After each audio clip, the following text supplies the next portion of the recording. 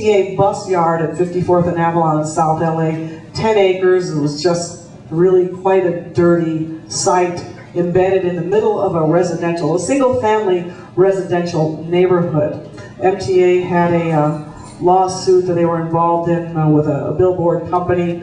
They needed some assistance in settling it. We wanted to acquire that site. We actually paid for the site, and in exchange they agreed to vacate it. And because of our actions and our willingness to work with them, even though we did pay for the site, they took 2 signs out of a residential neighborhood and moved them up to the property. I think it's 14th and San Pedro, and it's right up against the Santa Monica Freeway. And they had put the billboards up there. There are no homes over there.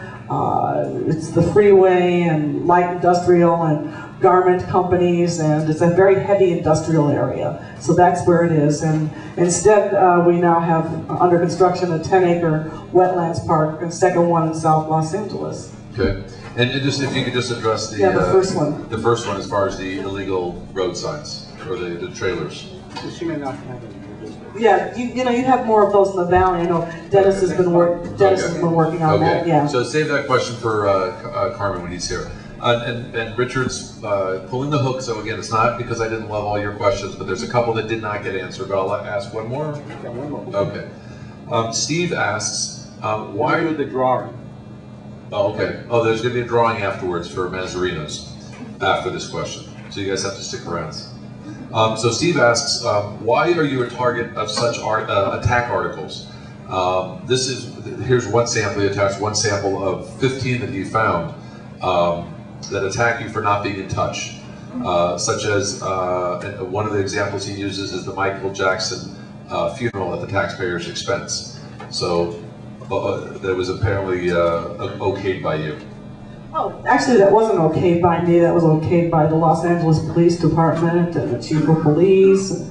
We have a whole process that we go through when we have an extraordinary occurrence in the city of Los Angeles, and a protocol that we go through. I happened to be the acting mayor at the time, so I was a part of the decision-making tree. When Michael Jackson died, we were it was considered to be a worldwide or global event, so we were very concerned about, obviously, security on the public right-of-way, traffic mitigations all the way out to the freeways surrounding the area where the memorial service was held. And so we had to work together as a city, all the way to the airport, actually. There were impacts to make sure that people were safe, that traffic flowed, that crowds didn't assemble in a way that caused people to be injured. And, you know, there's a lot going on. A lot of people don't know the same day that the funeral took place, and I was the acting mayor, the circus actually came into town that morning. And so we had